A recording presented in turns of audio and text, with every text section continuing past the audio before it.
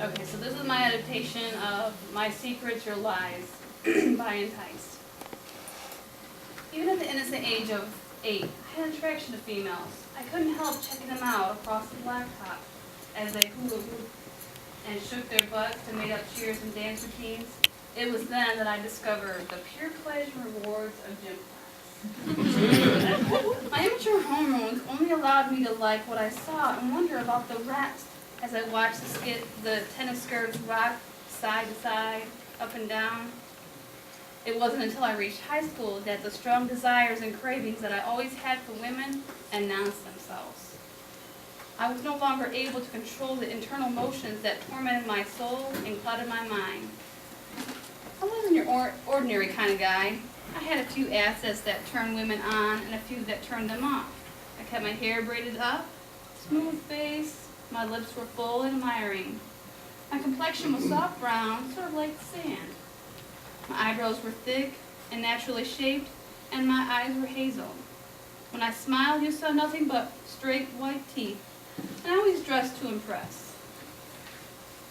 My nails were kept short, except for my 2 pinky fingers, and my voice was low but understanding.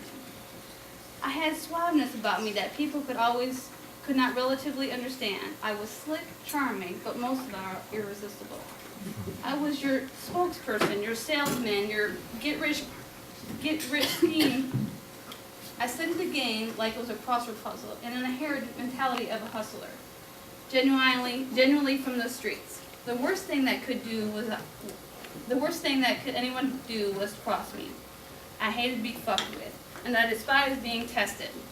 Being a young brother like me, I had no other choice but to prove myself, prove that I could roll with the big dogs, take an ass whooping behind any given time without punking out like a bitch.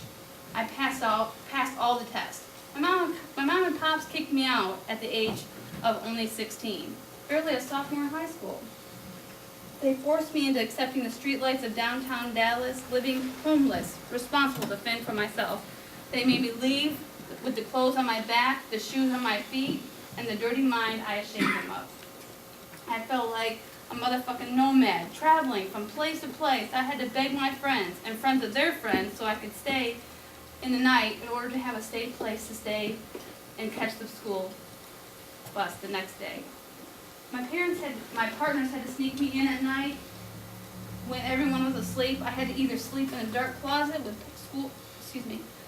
clothes piled high on top of me, or under beds with crawling roaches and dead spiders, so I wouldn't be able to be seen or heard while I slept.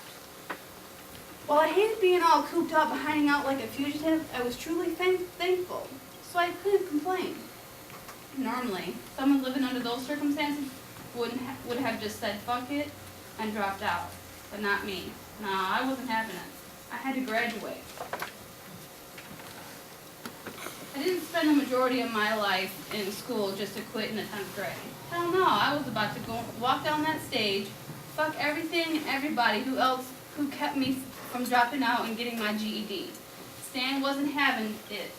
To me, GED stood for a goddamn eager dropout.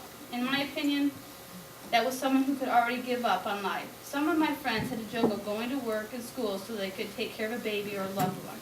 I had to do both so I could take care of my damn self. I was 18, living in the streets with no place to go and no home-cooked meals to eat. There were times when I didn't even have a dime. I didn't have a pot to piss in, nor a window to throw it out of. I would just take my ass behind the building and do my thing. Years went by before I ever saw my parents. They disowned me and everything that had to do with me. It was like I no longer existed and I was never born. So, that's the way they wanted it, then that's the way they're going to have it. They talked about me behind my back to other family members, dragged my name through the dirt like a total disgrace, and took their mistake, and their only mistake was conceiving me. My white father said that I took after his brother and cursed his name every time he looked at me. I remember my dad staring down at me one morning at church, placing his hands on my forehead, ready to pray for my ever so last soul. He thought he could pray the devilish ways out of me. That was then, but this is now. Little old 19-year-old Sand, on the grind, trying to survive in today's grimy streets and backstabbing world. I placed my shades over my head, Headed out the front door of my college dorm, turned around remembering that I had promised Renee that I could call her before I was on my way. Renee was my sweetheart. She was the only one that was there for me. We met while we were living on the streets. I enrolled myself in college after I graduated from high school and stayed in a dorm. I had things that I was trying to accomplish, shit that needed to be done. I was taking the maximum amount of classes I could take before I could graduate. I took classes morning, noon, and night, around the clock. I was trying to turn 4 years into 2 years.